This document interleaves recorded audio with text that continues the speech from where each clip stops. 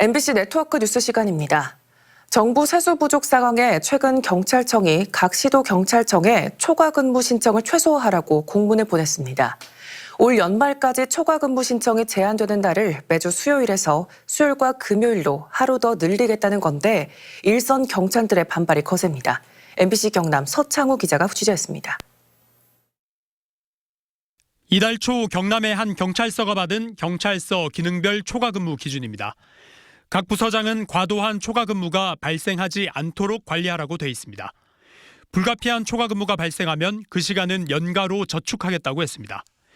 적용 기간은 12월까지 약 2달간으로 올 연말까지 초과 근무 자제령을 내린 셈입니다. 일선 경찰들은 반발했습니다. 정부 세수 부족 상황에 경찰청이 초과 근무 수당을 주지 않기 위한 꼼수라는 겁니다. 전국 경찰서의 부서별 한 달 평균 초과 시간을 최대치인 30시간 삭감했을 때 손해보는 임금은 경사 1인당 대략 41만 원, 2달이면 80만 원이 넘는다는 계산인데 이처럼 보수 총액이 줄면 결국 연금도 손해를 본다는 겁니다.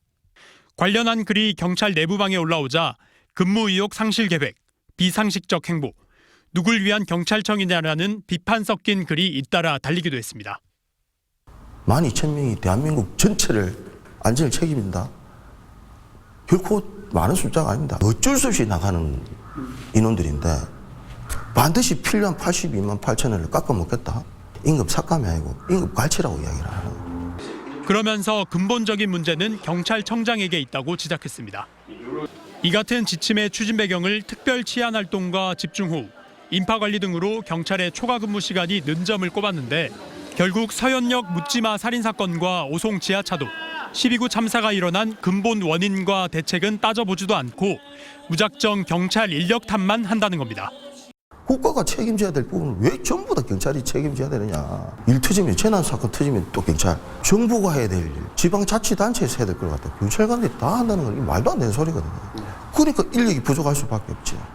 치안이나 그런 상황에 고려해서 다양한 근무 형태도 한번 고려해 볼 것이고, 그리고 거기에 대한 어떤 자발적인 참여 그리고 의견 수렴 이런 과정을 반드시 거쳐가지고. 이에 대해 경찰청은 올해 육아와 가정의 양립을 위해 과도한 초과 근무는 줄이자고 하던 상황에서 경찰의 비상근무가 예년보다 많아지다 보니 남은 예산을 효율적으로 쓰자는 의미라며 기본적인 초과 근무를 넘어서는 건 10년간 유급휴가로 저축해서 쓸 수 있어서 노동 착취는 아니라고 해명했습니다. MBC 뉴스 서창우입니다.